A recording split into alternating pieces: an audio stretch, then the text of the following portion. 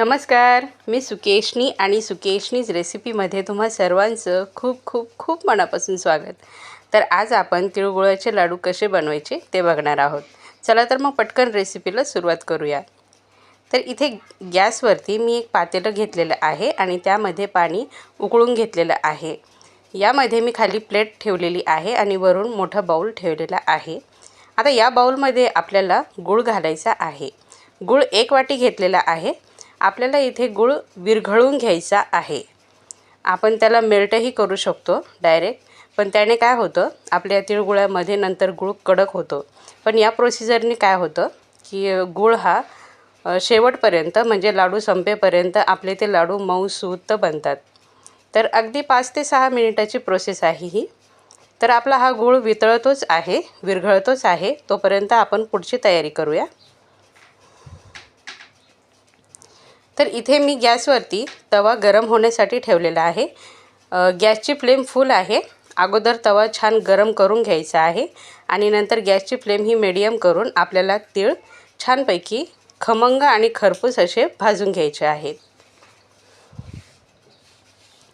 तर 1 वाटी तीळ मी येथे तव्यावरती घातलेले आहेत आणि तुम्ही बघू शकता तीळ आपल्याला छान असे भाजून घ्यायचे आहेत. त्याला छान गोल्डन आणि खरपूस असे भाजून घ्यायचे आहेत. तीळ हे भाजतेच आहेत. तोपर्यंत तुम्ही पटकन चॅनलला सबस्क्राईब करा आणि बेल आयकॉनवरती क्लिक करायला विसरू नका. एकसारखे तीळ भाजून घ्यायचे आहेत. जोपर्यंत आपले हे तीळ छानपैकी चटकत नाही तोपर्यंत भाजत राहायचे आहेत आणि त्याचा हलकासा रंग बदलूपर्यंत आपल्याला हे भाजून घ्यायचे आहेत. तर जवळजवळ 5 मिनिटं मी याला छान असे भाजून घेतलेले आहेत आणि याचा रंग बदललेला आहे.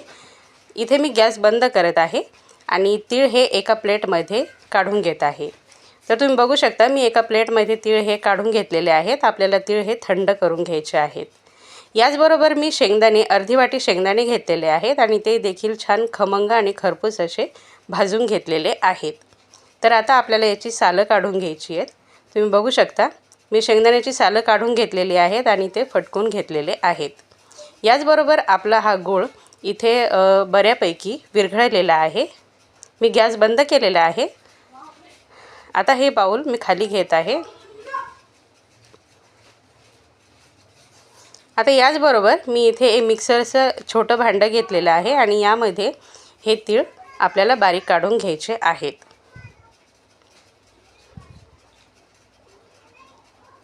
तर इथे मी मिक्सरच्या भांड्यामध्ये तीळ घातलेले आहेत आणि थोडेसे तीळ मी एका साईडला ठेवत आहे जेणेकरून आपल्याला ते नंतर लागणार आहेत. तर तुम्ही बघू शकता मी मिक्सरमधून तीळ हे बारीक काढून घेतलेले आहेत.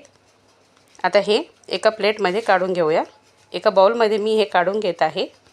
याचबरोबर आपल्याला शेंगदाणे देखील यामध्ये बारीक करून घ्यायचे आहेत. तुम्हाला हवं असेल तर तुम्ही मोठं भांडंही वापरू शकता.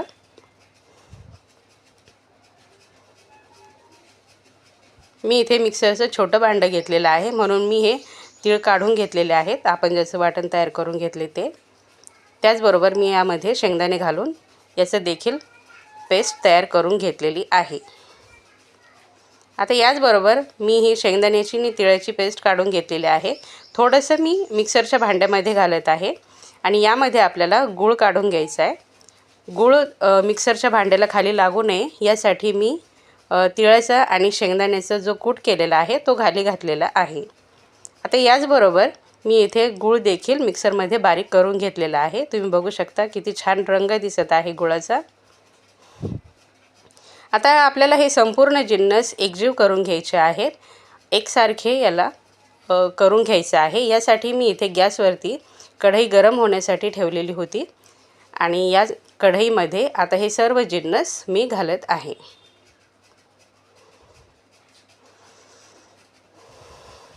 अगदी हलकंसं आपल्याला याला गरम करून घ्यायचं आहे. एकत्र करून घ्यायचं आहे.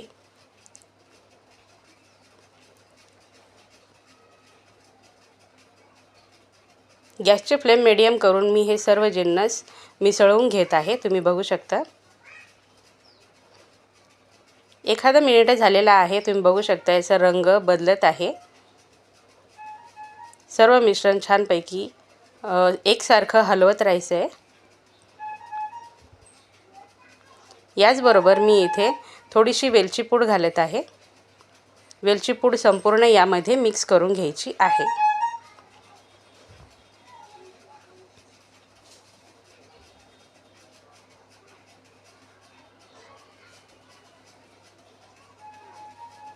त्याचबरोबर इथे थोडंसं जायफळ मी किसून घेतलेलं आहे, हे देखील आपल्याला यामध्ये मिक्स करून घ्यायचं आहे। संपूर्ण जिन्नस छानपैकी एकत्र करून घेतल्यानंतर इथे 1 ते 2 चम्मच आपल्याला पाणी घालायचं आहे। यापेक्षा जास्त पाणी यामध्ये घालायचं नाही आहे। पाणी यासाठी घालायचं आहे कारण याचा छानपैकी असा गोळा तयार होतो आणि आपल्याला लाडू बांधायला खूप सोपं जातं। इथे मी गॅस बंद केलेला आहे। आता आपल्याला जास्त ओव्हरकुक करायचं नाही आहे। अशा पद्धतीने केल्याने एक फायदा असतो, याने हाताला चटकाही बसत नाही आणि या लाडूची टेस्ट आहे ना खूप छान लागते। आणि मेन म्हणजे आपले हे लाडू मऊसूत राहतात। याचा छान असा गोळा तयार झालेला आहे आणि मी या प्लेटमध्ये हे सर्व मिश्रण काढून घेतलेलं आहे। आता यामध्ये मी जे साईडला तीळ ठेवले होते ते देखील यामध्ये मिक्स करून घेतलेले आहेत, तुम्ही बघू शकता। आणि आता काय करायचं आहे, आता आपल्याला हवे तसे लहान मोठे जसे गोळे तुम्हाला तयार करायचे तसे लाडू तुम्ही इथे तयार करू शकता। सर्व तीळ मी यामध्ये छान असे मिक्स करून घेतले आणि आता मी इथे छोटे छोटे लाडू वळवून घेत आहे। अगदी सहज असे लाडू हे वळवता येत आहेत आणि खूप छान याला आकार देता येतोय, तुम्ही बघू शकता। अगदी साध्या पद्धतीने, साध्या आणि सोप्या पद्धतीने मी इथे हे लाडू वळवून घेतलेले आहेत आणि याचा रंग बघा किती सुरेख आलेला आहे। असे फटाफट मी सगळे लाडू इथे वळवून घेतलेले आहे, तुम्ही बघू शकता किती सुरेख लाडू इथे वळलेले आहेत। एकदम मऊसूत आणि खूप छान हे लाडू बनतात। व्हिडिओ आवडला असेल तर लाईक करा, शेअर करा आणि चॅनलला सबस्क्राईब करायला विसरू नका। याचबरोबर मी इथे लाडू तोडूनही दाखवते, बघा आतपर्यंत छानपैकी मऊसूत झालेले आहेत। चला, धन्यवाद।